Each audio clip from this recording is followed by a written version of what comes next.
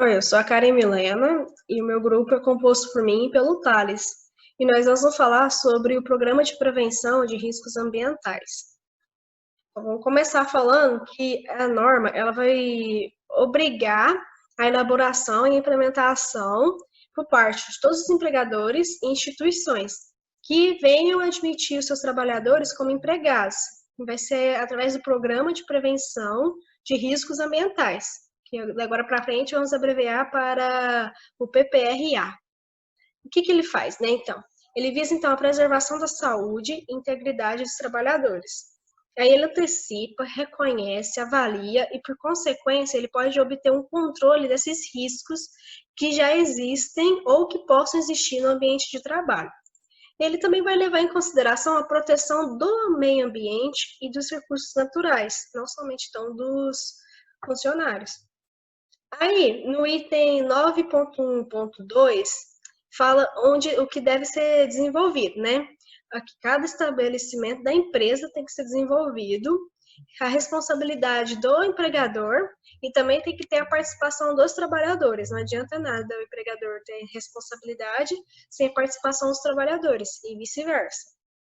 Já no nosso item 9.1.3, o PPRA vai falar o que ele é, né? Que ele é uma parte, então, integrante, integral, do conjunto amplo de iniciativas da empresa no campo de preservação da saúde e integridade dos trabalhadores. O que isso quer dizer? Isso quer dizer que outras normas, e aqui já está até falando a NR7, vai citar esse programa dentro delas, porque ele é o mais amplo que tem. Então, vamos começar aqui falando dos riscos, né?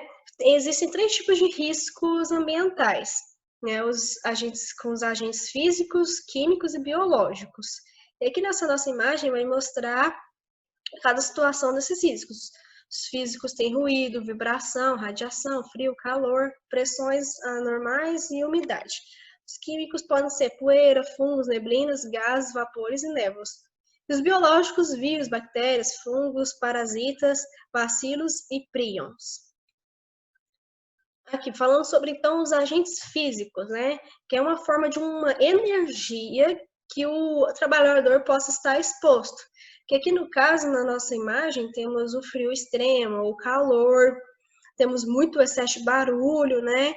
Temos vibrações, a escuridão, né? Na última parte aqui, ó, da imagem, o trabalhador está trabalhando à luz de velas. Então, todas essas características são consideradas como um risco físico para o trabalhador. Já aqui, o nosso risco químico, né, os agentes químicos, seriam as substâncias, né, que possam penetrar no organismo por vias respiratórias, né. Aqui na imagem temos a fonte, onde vai passar pelo percurso aqui e vai chegar até o trabalhador. Mas atente que aqui fala também que pode ter contato, então, absorvido pelo organismo através da pele ou ingestão. Então, não é somente pela via respiratória, pode ser qualquer forma de contágio, desde que seja um transmissor de agente químico, sendo um risco químico. O biológico, né, é os que conhecemos como bactérias, fungos, né, como eu tinha citado anteriormente. A imagem ilustrativa para mostrar, lembrar a gente de lavar sempre as mãos, estar sempre atento, porque pode ter esses riscos biológicos contaminando a gente. Então, sempre ficar muito atento. Bom, então vamos falar sobre a estrutura do nosso programa de prevenção de riscos ambientais, né? Ele tem que ser planejado, né, anualmente, né? Com o estabelecimento, tendo metas, tendo a prioridade e o cronograma, né? Aí vai ter, item B, a estratégia e metodologia da ação, uma forma para você registrar e fazer as manutenções, e você tem que também divulgar os dados dele. E vai ter uma forma de avaliação periodicamente, através do desenvolvimento do PPRA. Então, esse aqui seria a nossa estrutura, né, para fazer o cronograma. Aqui. Ele já vai nos dizer, no item 9.2.1.1 da norma, né, que pelo menos uma vez no ano tem que ser refeito e ajustar, se necessário, as metas e as prioridades de riscos. já que ele é feito anualmente. Então, como vai mudar de tipo de serviço, vai mudar então a prioridade, qual que tem maior risco, onde tem menor risco, né? E as metas, por consequência, também. Deixa eu mudar de parte, que tá tampando ali. Aqui, esse programa também, ele tem que incluir as seguintes etapas, né? Tem que antecipar e reconhecer os riscos, ele tem que estabelecer, então, a prioridade, né, e as metas para avaliar e ter o controle. Aí tem que ter a avaliação dos riscos e da exposição dos trabalhadores, que nível que eles vão estar expostos a esses riscos. Tem que ter, então, uma implantação de medidas de controle e avaliar essa implantação para ver a sua eficácia. Aí tem que monitorar a exposição aos riscos e, no final, tem que registrar tudo e divulgar os dados. Aí, vamos lá. Essa elaboração, né, implementação, acompanhamento e avaliação que vai ter do PPRA, ela pode ser feita, então, pelo SISMET, que é o Serviço Especializado em Engenharia de Segurança e Medicina do Trabalho. Essa antecipação, né, ela deve envolver nela, dentro dela, né, uma análise de projetos de novas instalações ou métodos de trabalho, uma modificação dos que já devem existir. E o que visa, né, identificar esses riscos ou potenciais riscos e desenvolver uma medida que proteja ou reduza ou elimine tais riscos. E o reconhecimento desses riscos, né, deve conter, então, os seguintes itens, caso sejam aplicáveis. A sua identificação, saber qual desses riscos deve ser, determinar o local, né, onde vai ser gerar a fonte desse risco, identificar possíveis trajetórias que esses riscos podem ter no ambiente de trabalho, identificação das funções e determinar o número de trabalhadores expostos, de caracterizar as atividades e o tipo da exposição, obter dados existentes na empresa, né, algo que indique possível comprometimento da saúde decorrente do trabalhador, se possível, danos à saúde relacionados aos riscos identificados, disponível na literatura técnica, e a descrição das medidas de controle já existentes. Então, tem que estar incluso. E essa avaliação, né, ela tem que ser feita sempre que necessária, claro, né? Ela tem que comprovar o controle da exposição, a inexistência dos riscos, da etapa de reconhecimento. Aí ela tem que dimensionar a exposição aos trabalhadores e subsidiar o equacionamento das medidas de controle. Agora, sobre as medidas de controle, né? Ela tem que ser adotadas as medidas necessárias, né, para a eliminação ou minimizar o máximo possível tais riscos ambientais. E aqui vai falar alguns itens, né? Tem que identificar, claro, na fase de antecipação, nunca posteriormente, claro, a gente tem que saber antes, os potencial risco à saúde. Tem que constatar na fase, então, de reconhecimento de riscos evidentes à saúde. Quando esse resultado das avaliações sobre as exposições dos trabalhadores exceder o valor dos limites previstos da NR15, ou na ausência desses valores limite de exposição, né, ocupacional, adotados pela ACGIH, ou aqueles que venham a ser estabelecidos em negociações coletivas de trabalho, desde que mais rigorosos do que critérios técnicos legais. Ou quando, né, através do controle médico de saúde, né, ficar caracterizado o nexo causal entre danos observados na saúde dos trabalhadores e a situação de trabalho a que eles ficam expostos. Bom, no item 9.3.5.2, né, esse estudo, né, o desenvolvimento e aplicação de medidas de proteção coletiva, né, a parte coletiva deve obedecer uma hierarquia, né, começando então, né, na parte A, né, a medida que elimina, né, ou reduz a utilização ou formação de agentes prejudiciais à saúde. Então, é onde essas medidas coletivas devem atender, né? Ela também tem que prevenir a liberação ou que dissemine, né, esses agentes no ambiente de trabalho, que reduz os níveis ou concentração desses agentes no trabalho. Seria não propagar o risco, né? Ter essas medidas coletivas para impedir que mais funcionários acabem sendo prejudicados. E continuamos falando de medidas coletivas, né? Ela tem que ter um treinamento específico e o trabalhador tem que ser informado quanto à limitação da proteção, Caso o risco não seja eliminado completamente, tem que ter ele tem que estar ciente dessa limitação, né? Aí aqui na imagem temos alguns objetos que a gente pode utilizar para essas medidas coletivas. Aí já no item 9.3.5.4, né? Aí uma vez que prova, né, que essas medidas não são possíveis ser executadas, né?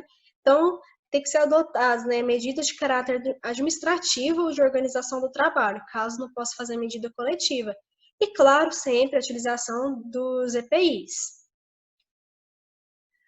Sobre a utilização dos EPIs, né, do programa, tem que ser consideradas as normas legais e administrativas em vigor. E aqui está falando o mínimo que tem que ser obedecido de critério para os EPIs, né? Sobre a seleção dos EPIs, ele tem que ser adequado, né, tecnicamente, aos riscos que o trabalhador está exposto e atividade exercida, ou seja, não adianta nada o trabalhador estar usando um capacete de proteção, sendo que ele está mexendo com carpintaria e não está usando óculos de proteção para proteger sua visão, né? Então tem que ficar ciente de ter os EPIs adequados para tais situações. Aí tem que ter um programa de treinamento, né, para utilizar os EPIs de uma forma correta, ter uma orientação, não é colocar ele de qualquer jeito. Aí vai aqui, o estabelecimento dessas normas ou procedimentos para promover o fornecimento ou uso da guarda, né, que tem que higienizar, tem que conservar, tem a manutenção desses EPIs, não pode pegar de qualquer jeito, deixar de qualquer jeito, e pode acabar estragando ele, ou ter até mesmo um risco biológico, ter bactérias, por falta de higienização também. Essa caracterização das funções ou atividades dos trabalhadores, né, que tem que ter identificação dos EPIs utilizados para os riscos ambientais. Aqui já vai falar sobre do nível de ação, né? No item 9.3.6.1, né? Esse nível de ação, né, ele é um valor acima do qual devem ser iniciadas ações preventivas, de forma que minimize, né, a probabilidade que as exposições desses ambientes ultrapassem os limites expostos. Ou seja, para minimizar o máximo possível, né, a probabilidade de ter esses agentes ambientais que causem riscos à saúde dos nossos trabalhadores, né. As ações, né, que devem incluir o monitoramento periódico, né, sempre tem que ficar monitorando, não é algo que você faz uma vez e deixa para lá, e tem que informar os trabalhadores ao controle médico. Todo mundo sempre tem que estar muito bem comunicado sobre os riscos.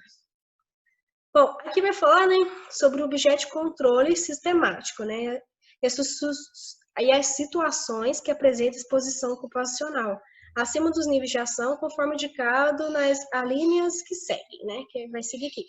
Para os agentes químicos, a metade desses limites expostos ocupacional considerados de acordo com a linha C do subitem 9.3.5.1, ou seja, que está especificando para seguir sobre os agentes químicos, né, para ter que ir lá nesse item que a gente já falou e realizar eles.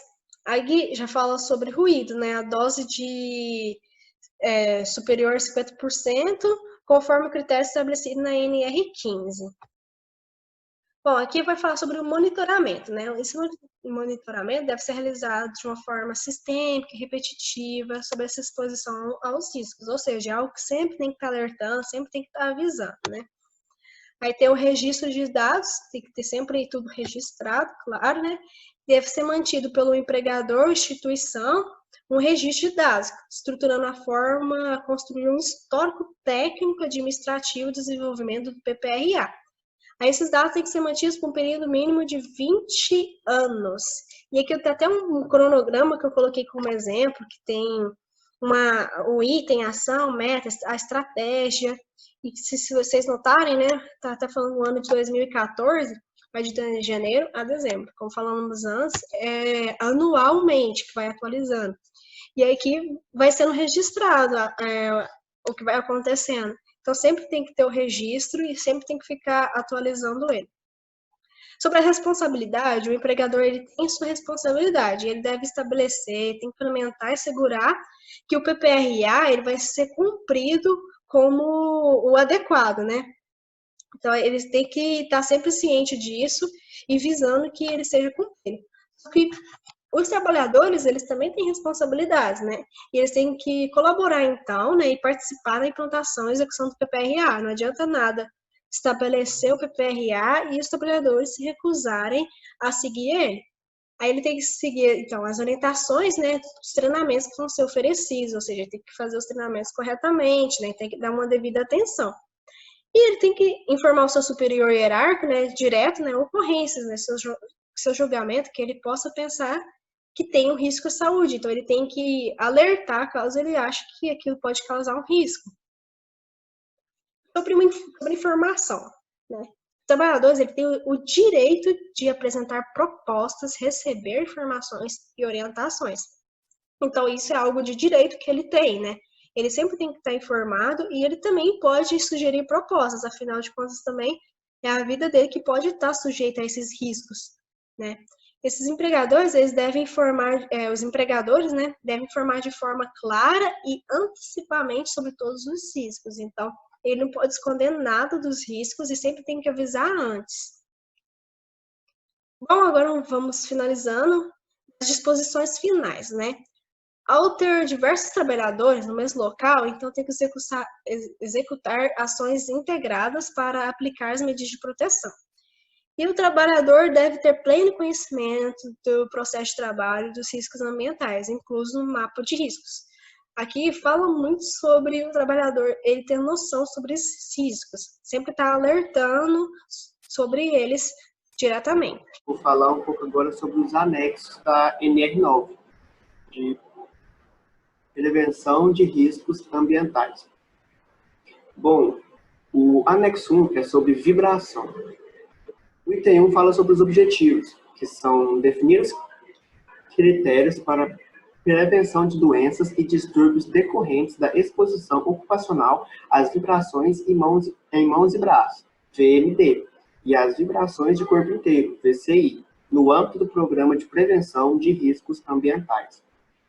O item 2, que são as disposições gerais, o primeiro subitem desse item fala que os empregadores devem adotar medidas de prevenção e controle da exposição às vibrações mecânicas que possam afetar a segurança e a saúde dos trabalhadores, eliminando o risco ou onde comprovadamente não houver tecnologia disponível, reduzindo-o aos menores níveis possíveis. O 2.2 fala que o empregador deve comprovar o âmbito das ações de manutenção preventiva e corretiva de veículos, máquinas, equipamentos e ferramentas. A adoção de medidas efetivas que visem o controle e a redução de exposição a vibrações. A partir daí, a gente já pula para o item 5, que são medidas preventivas e corretivas. As medidas preventivas falam sobre a avaliação periódica da exposição à vibração, a orientação dos trabalhadores quanto aos riscos decorrentes da exposição à vibração e a utilização adequada dos equipamentos de uso, bem como quanto ao direito de comunicar aos seus superiores sobre níveis anormais de vibração observados durante as suas atividades. Fala também sobre a vigilância da saúde dos trabalhadores, focada nos efeitos da exposição à vibração. E também, por último, a adoção de procedimentos e métodos alternativos que permitam reduzir a exposição a vibrações mecânicas. O 5.2 fala das medidas corretivas, que são o quê? A redução do tempo e da intensidade de exposição diária à vibração e a alternância de atividades ou operações que gerem exposições a níveis mais elevados de vibração, com outras que não apresentem exposições ou impliquem exposições a níveis menores. Já no anexo 2, fala sobre a exposição ocupacional ao benzeno em postos revendedores de combustíveis. Bom, o item 1, que é o objetivo e o campo de aplicação, fala que, neste anexo, estabelece os requisitos mínimos de segurança e saúde para as atividades com exposição ocupacional ao benzeno em postos revendedores de combustíveis, o famoso PRC, contendo essa substância. Falando um pouco agora das responsabilidades, cabe ao empregador o quê? Cumprir e fazer cumprir o presente anexo. Os PRC devem adequar os contratos de prestação de serviços vigentes às disposições desta norma. E também interromper todo e qualquer tipo de atividade que exponha os operadores a condições de risco grave e iminente para a sua segurança ou saúde. E, por último, informar os trabalhadores sobre os riscos potenciais de exposição ao benzeno que possam afetar a sua segurança e saúde, bem como as medidas preventivas necessárias. E cabe aos operários, aos trabalhadores, o quê? Zelar pela sua segurança e saúde ou de outros que possam ser afetados pela exposição ao benzeno e também usar os equipamentos de proteção, famosos EPI, apenas para a finalidade a que se destinam, responsabilizando-se pela sua guarda e conservação, devendo comunicar ao empregador qualquer alteração que torne impróprio para o uso, bem como cumprir as determinações do empregador sobre o uso adequado. Passando para a capacitação dos operários.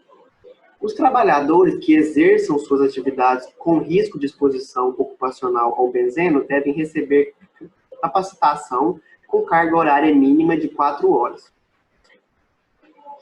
O próximo item fala do Programa de Controle Médio de Saúde Ocupacional, o PCMSO. E fala que os operários que exerçam sua atividade com risco de exposição devem realizar com frequência mínima semestral um hemograma completo com contagem de plaquetas e de reticulócitos, independentemente de outros exames previstos no PCMSO. Falando um pouco sobre os EPIs. Os EPIs falam que os operários que realizem direta ou indiretamente as atividades críticas e, inclusive, no caso de atividade de descarga selada, devem utilizar equipamento de proteção respiratória de face inteira, com filtro para vapores orgânicos, assim como equipamento de proteção para a pele. Os trabalhadores que realizem a atividade de abastecimento de veículos, ou seja, na parte do combustível, em função das características inerentes à própria atividade, estão dispensados do uso de equipamento de proteção respiratória. O terceiro anexo fala sobre o calor. O objetivo desse anexo é definir os critérios para prevenção dos riscos à saúde dos trabalhadores decorrentes das exposições ocupacionais ao calor. Falando um pouco das responsabilidades do empregador.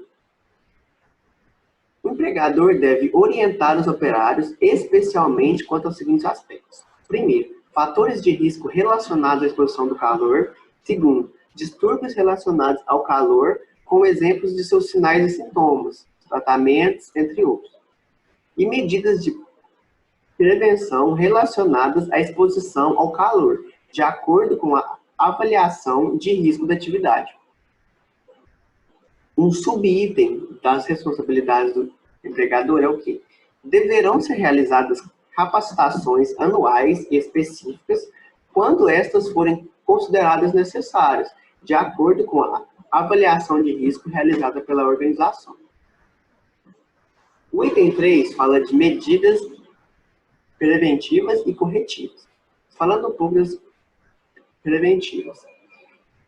Em primeiro, ele tem o empregador tem que disponibilizar água fresca e potável ou outro líquido de reposição adequado e incentivar a sua ingestão. Em segundo, ele tem que fazer um programa para os trabalhos mais pesados, preferencialmente nos períodos com condições térmicas mais amenas. Ele tem que organizar para que os trabalhos mais pesados sejam em condições térmicas mais amenas, desde que nesses períodos não ocorram riscos adicionais. E também para os ambientes fechados ou com fontes artificiais de calor, Além desse primeiro item, o empregador deverá fornecer vestimentas de trabalho adaptadas ao tipo de exposição e à natureza da atividade. E as medidas corretivas? As medidas corretivas visam reduzir a exposição ocupacional ao calor a valores abaixo do limite de exposição. E quando ultrapassados os limites de exposição estabelecidos, devem ser adotadas pelo empregador uma ou mais das seguintes medidas corretivas. Em primeiro, adequar os processos às rotinas ou às operações de trabalho. E em segundo, alternar operações que gerem exposições a níveis mais elevados de calor com outras que não apresentem exposições ou impliquem exposições a menores níveis, resultando na redução da exposição. E para os ambientes fechados ou com fontes artificiais de calor, além desse item passado, o empregador deverá adaptar os locais e postos de trabalho, reduzir a temperatura ou a emissividade das fontes de calor, utilizar barreiras para o calor radiante, adequar o sistema de ventilação do ar e adequar a temperatura e a umidade relativa do ar. Bom, esse foi o nosso trabalho, que fala sobre a NR9, sobre o Programa de Prevenção de Riscos Ambientais. E obrigado e bom estudo.